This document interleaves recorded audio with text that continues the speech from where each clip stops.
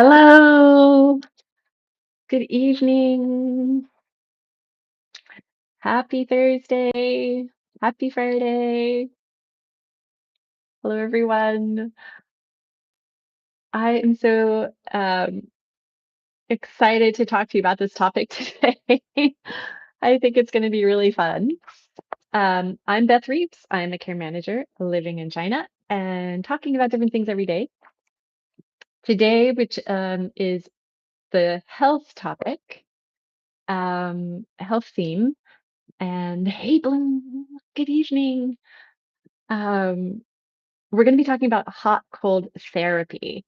And again, this is one of those things which I love, and I'm like, how could I not have talked about this before?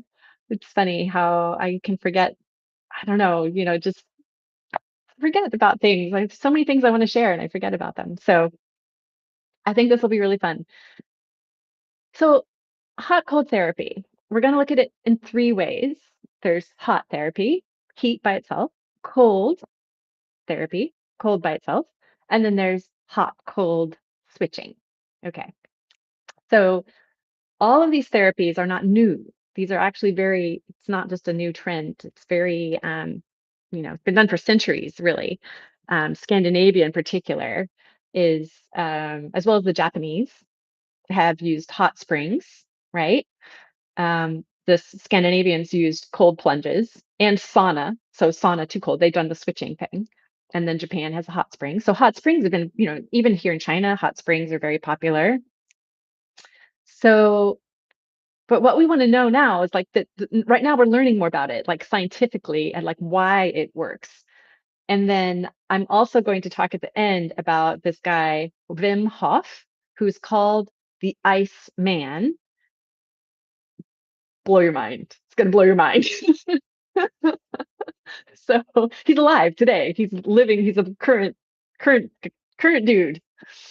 And yeah. So anyway, but first, hey, Julie, good evening.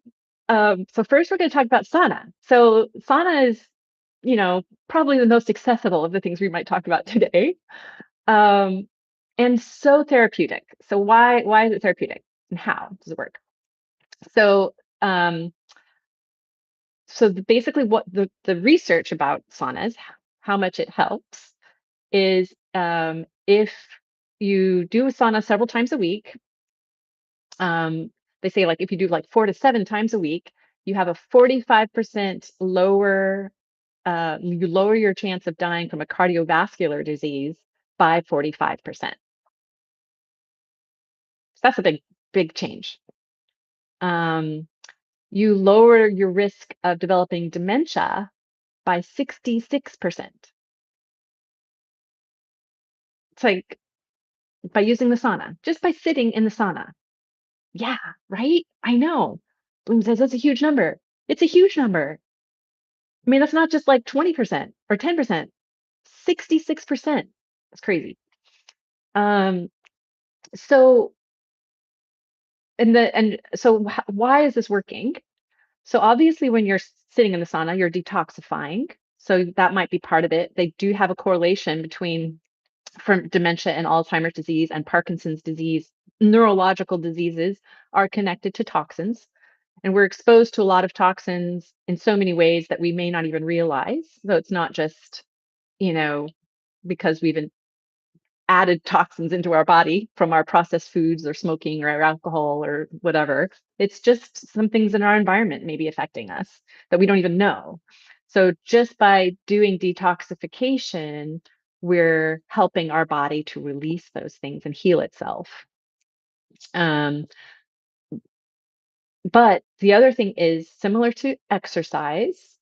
When your body gets hot, your blood vessels dilate and your body is responding to the heat in the similar way as it would to the aerobic exercise. So I love this because I'm not big on exercise. I mean, I love the qigong, but partly because it's so gentle and relaxing. I just have never been someone that enjoys going to the gym. I haven't or doing sports. I was never that person. So I love this idea of the sauna helping to bring the body to that state where it's the heart rate is rising, your your blood vessels are dilating, your pores are opening, you're detoxifying, all just by sitting there. Okay.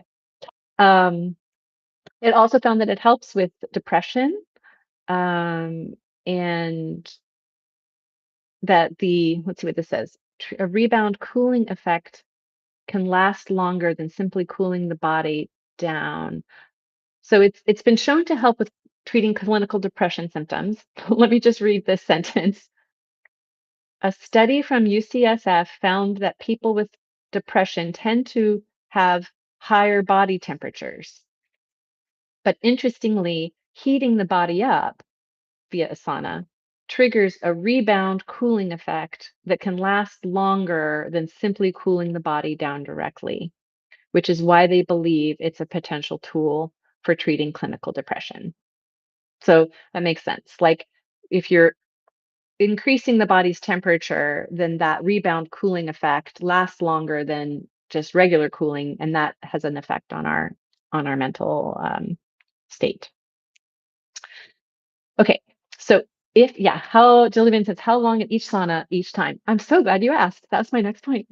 It says that the benefits were seen in sessions of just 15 to 20 minutes. All we need. Doesn't have to be long. And the temperatures would be 60 to 80 Celsius, which is 140 to 176 Fahrenheit. And it's hard to imagine what that is. But I mean, if you think about, a 90-degree weather, 100-degree weather, but you take the humidity out of the day, it's dry heat, right? So then you can kind of get up to that 140 point. Me too, Bloom. Bloom says she wants a sauna now. You can get one. You can get one. Maybe a sauna will sponsor this video. We can all get saunas. But yeah, you can get them. You can actually have their small ones that you can put like almost in your closet. It's just like a one person or two person sauna. Those are pretty easy. And then there's ones, beautiful ones that are like barrel shaped that you can put out in your backyard. Bloom, I'm thinking that might be the one you need. Those are so pretty because they're just all beautiful wood, they smell good. It's probably cedar. Mm. And of course, there's infrared light. There's red light therapy that often goes with the saunas now. So you get kind of that benefit too. We should do another video on light therapy next. Okay, so we're all into the saunas. Now, are we ready for we're all into the heat. Are we ready for the cold? The benefits of cold. All right. So the thing with cold is it is a stressor. We don't want to go into the cold, Bloom says. No, we want to stay in the heat. Okay, well, stay with me. Stay with me. Okay, so the cold is a stressor, but it's a controlled stressor. If it's a controlled stressor, it makes us stronger. So that's kind of the idea is that we are trying to purposefully stress our bodies so that our bodies get stronger. You are going to be amazed how much stronger this helps us become. Okay, it's so powerful. So, what are some of the key benefits? Cold water immersion. So this is just water now, just cold water, not ice yet. That helps reduce the degree of muscle damage from exercise or physically challenging activities. So we kind of know this, right? Using ice packs on our sore joints and stuff like that. It leads to less inflammation, which we would also know, and it reduces soreness. So these are all things I think pretty logical. We know that if we've injured our muscles, we're going to have inflammation. Putting them in cold water, using cold packs, um, has been shown to help them. It also does help with our mood. Cold water immersion immersion improves our mood by increasing our endorphins and our norepinephrine levels, which builds resilience to our stress and reduces cortisol. So it's an antidepressant jolt, reduces cortisol, increases endorphins and norepinephrine levels. So it's helping with our stress. Um, it also improves sleep.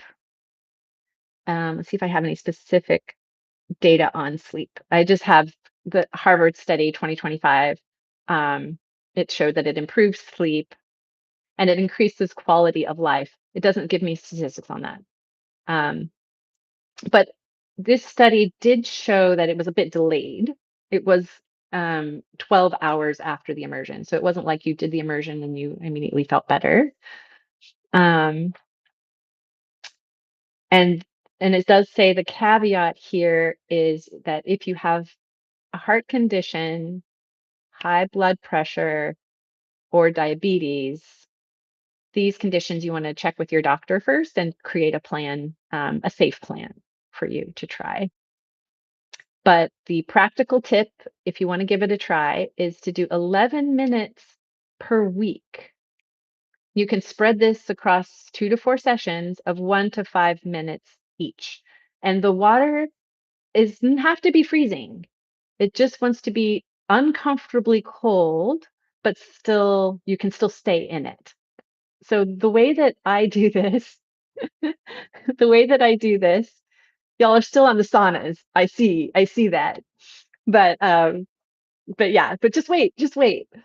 So anyway, the way that I do this, the way that I do this is in the shower. And again, it's just 1 to 5 minutes and it doesn't have to be freezing. So at first, when I haven't done it for a while, I just turn it down a little bit. It's actually still probably considered warm, but it's colder than a normal shower, right? And so I just bring it down a little bit and I just let my body adjust and I use my mind and I'm thinking, it's just water. It's just water. It's just cold water. I can do it. And I let the cold water and I try to stay there for a minute or two. And then I go back to warm. And then you're like, ah, warm water. Feels so nice. Then you do it again. And the next time it's easier. And maybe you go a little bit colder, or maybe not, but you do it a couple of times, 2 to 3 times, back and forth. And then we'll talk about this in the hot cold switching as well. But that is just, it's helping me to do it strong, more cold and last a little longer. And then the next, when I do this consistently, I get better to the point where I can kind of jump right in. And sometimes I can just take a cold shower and not even do the heat at all. So, um, okay. So that's the general introduction to cold alone. But now we're going to do hot, cold switching, which is called contrast therapy.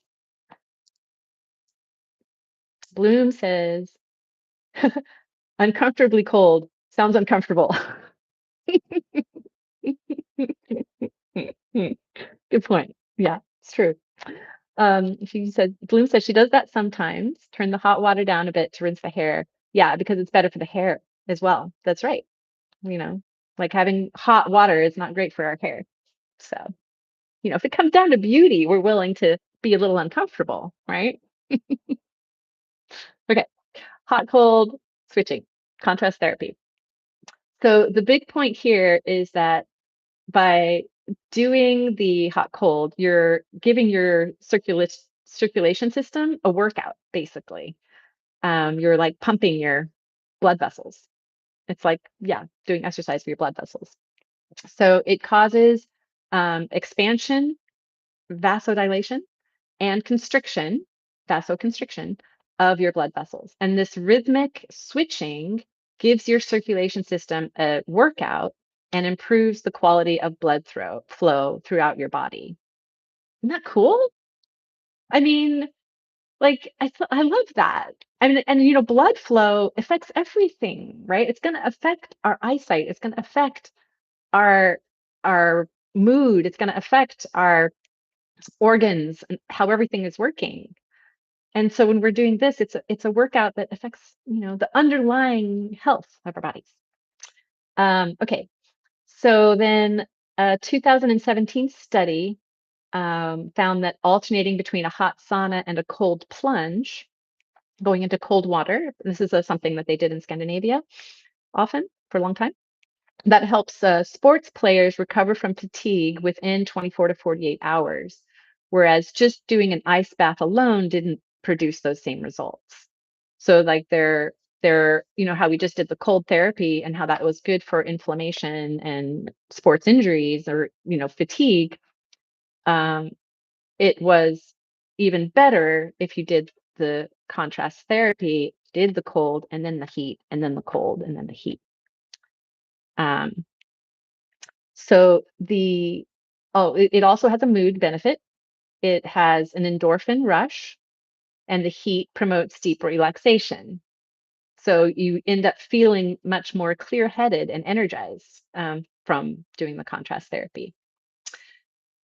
So the protocol here, if you want to try it, is you start with 10 to 15 minutes of heat and then 3 to 5 minutes of cold, and you repeat it 2 to 3 times. And it says, oh, this is interesting, that most experts suggest ending on cold for the metabolic benefits. I haven't done that. That's a good point. I always like to end with the relaxation, but that makes sense. Um, and again, so it's I think easy to do in the shower. I don't have a sauna. I don't have an ice bath near me, but I can do it in the shower. So Bloom says she does that sometime. Oh, that's here. I read that. Beauty is pain. No, doesn't have to be. Um, Julie Jillian says, I did it for a while when my hot water heater broke. Oh no. Well, I wonder if you felt more clear-headed and energized after that. Do you think having hot fudge on ice cream would have a similar hot cold effect? I wonder. We should do a study on that, Jillian. Okay, so now I just want to give you a little story here about the Iceman. Okay, hold on. Let me see if I can show you a quick picture. Let me see. I pulled up a picture of him just because he is a trip. He is a trip. Okay, yeah, here's a picture. Here's the Iceman, folks. Wim Hof. Wim Hof. And then hold on. Let me see. There's another. Let me just see if I can show the whole. Yeah, I'll show you the whole like Google search. Look at him. So yeah, I will leave that up for a second while I read about him. His big idea is that the human body is capable of far more than we thought. Like each of us is stronger than we think. And he has proved it. He has set 26 world records and broken the Guinness World Record 18 times. He has run barefoot half marathon above the Arctic Circle in shorts. He has done swimming 66 meters under the ice. He has climbed toward the summit of Mount Everest in nothing but shorts and boots. His best Guinness record for full body contact with ice lasted 1 hour, 53 minutes, and 2 seconds. Um, his What makes him fascinating scientifically is in 2014. So he teaches also how to do this. And so in 2014, there was a study of him and 12 of his students, and they were injected with a toxin, an endotoxin that normally produces flu. And every single one of his students practicing his breathing methods um, showed no symptoms, unlike the control group. So it was suggesting that with his training, we can all consciously influence our immune response. So his methods there is the cold exposure, that's a big part of it, but there's also breathing techniques and a mental component, mental commitment. Um, and the human story, I'll just add, is that he turned to this because of tragedy. His wife died, and he was left to raise 4 children by himself. And he used this cold to strengthen himself and to like it became his healing tool. Um, so yeah.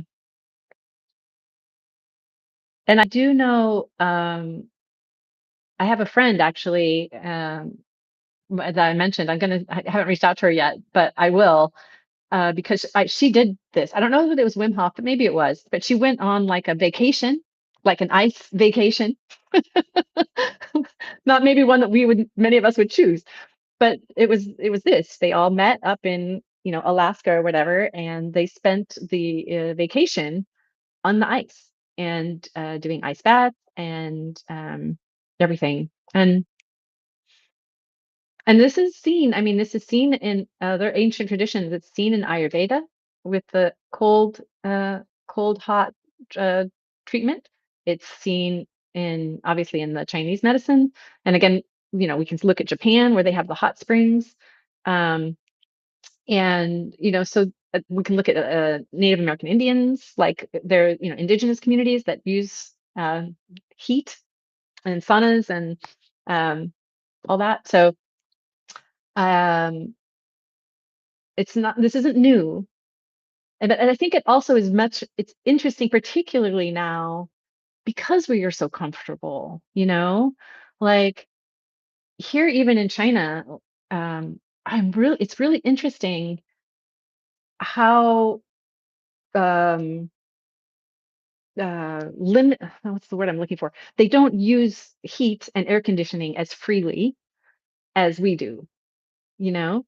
Like, you know they they will have actual switches on the buildings themselves to control the internal heating and air conditioning units, and they'll wait until the weather hits a certain point before they turn them on or off, and I was thinking how, on the one hand, I might find that annoying because I feel cold and I want to turn my heat on, and that particular unit isn't the lever for the whole building isn't on right now. It won't turn on.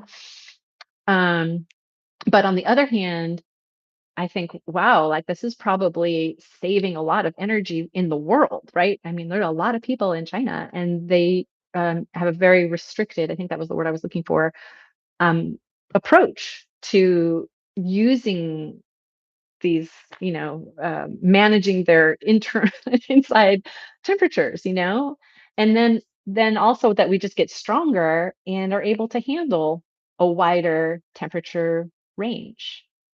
So like with Wim Hof, he controls his temperature himself, his body. He controls his own body temperature himself through his breathing technique and his mental things and his you know, using these tools to strengthen his body, right? So then he can be in many different climates and he can be fine. Whereas, you know, me, I have lived in a very limited climate. And, like if I get cold, I turn on the heat. If I get hot, I turn on my air conditioner. And and I, I'm not very adaptable at that. I'm not very strong in that sense. So I think uh, I think that's particular, and that's probably weakening our immune system, weakening our blood vessels. They're not getting the workout, you know, because they don't have to.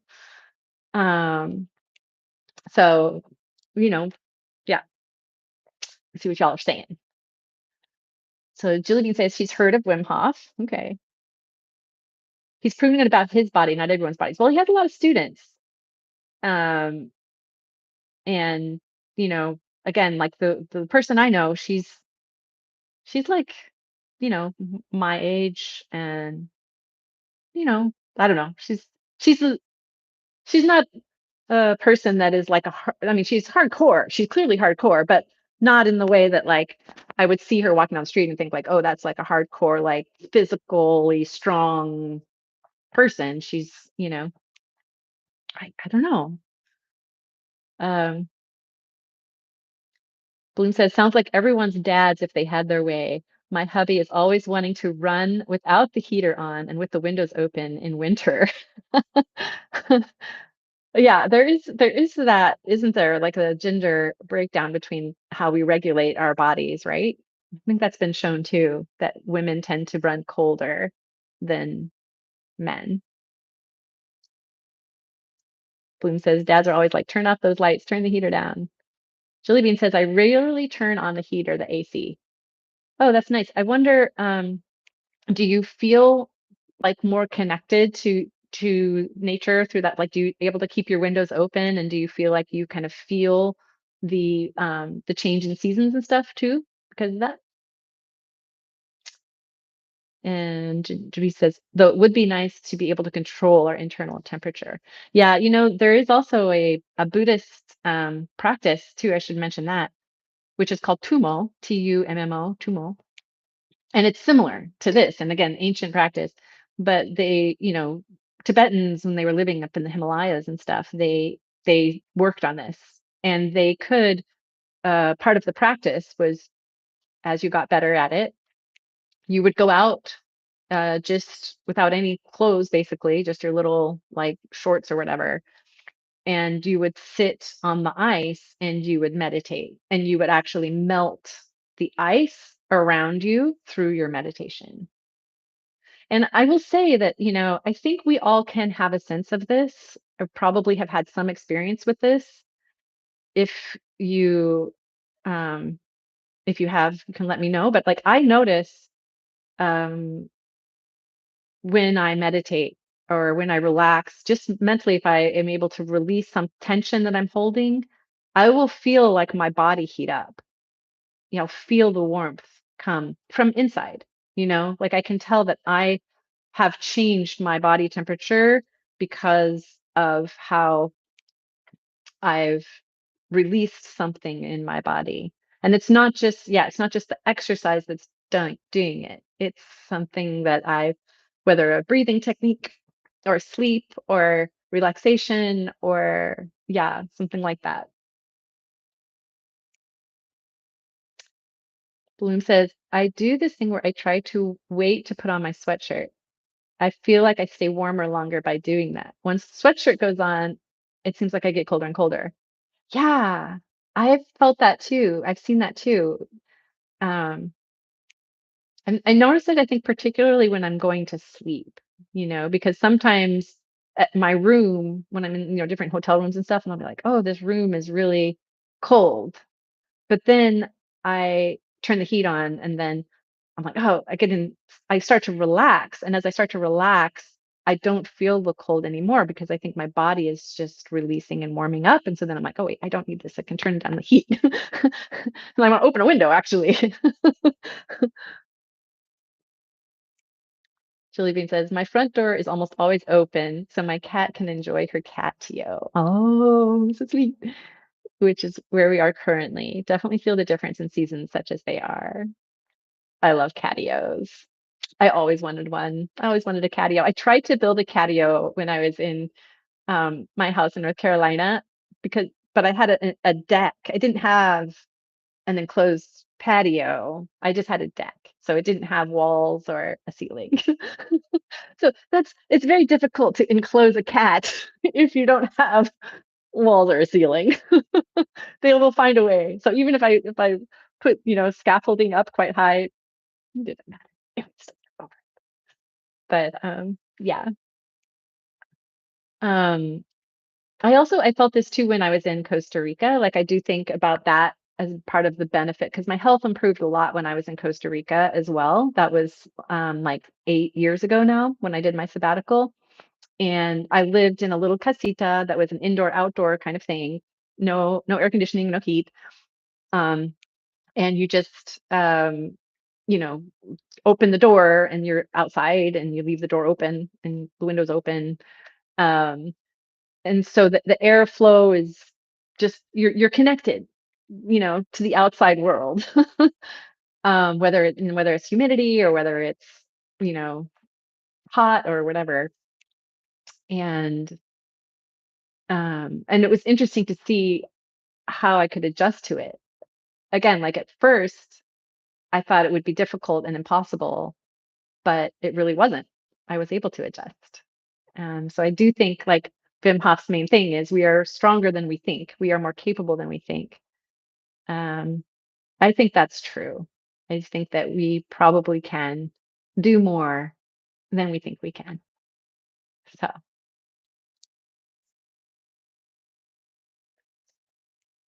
So what do you think? Have I maybe made you intrigued about hot cold therapy, ice baths? I mean, I think this idea of giving our blood vessels a workout is just really fascinating. And I definitely I'm feeling re-inspired to give this a go again, at least in my showers. Try to do it, try to turn it on and off, up and down a few times and end with the cold and see if I can, adapt and get stronger. See what you guys think. Really, Bloom, I've inspired you to try it. Yay! You used to go back and forth between the hot tub and the cold swimming pool when you were younger. Ah, well, there you go. See? Was that in California? I don't know where you were when you were younger, but yeah. I mean, I've been the kind of person that like if we go to the ocean or like a lake or something, like I don't like jumping in the cold water. I'm the person that'll like put in a toe. I'll hang out with that for like 30 minutes. Maybe put my foot in, and then you get your legs in and then you have your belly, and you have to like work your way up and then the belly, and you're like, "Ooh," I'm like very, some people just jump in. So yeah, well, ran a little long today, but this was super fun. Hot cold therapy, saunas, big thumbs, two thumbs up for saunas. Ice baths, maybe. Hot cold therapy, definitely two thumbs up. So, yes, please let me know if you give it a try. Let me know how it goes. And lots of benefits, right? Immune therapy, um, muscle healing, mood, depression help, um, generally just feeling stronger, increasing our blood vessels, the blood flow, giving our blood vessels a workout, generally helping us be stronger and handle stress better. It's, and it's, pretty simple, pretty simple. So, okay. Well, thank you all for being here. I hope you have a great evening. And tomorrow is my free for all. And I have an incredible, a friend who wrote this incredible article that I was reading this morning. And I'm going to ask him if I can share it and maybe he can even join us. Um, yeah, it's all about evolution, gene therapy, just like looking at evolution throughout history, but also where we're going now and what are some of the newest technological developments, like curing sickle cell disease, which we just did. Um, and but yeah, anyway, it was just I'm not speaking about it fairly enough because it's so well written, so many points in it. So I thought I might talk about that tomorrow. So okay, thank you so much, you guys. Have a great night.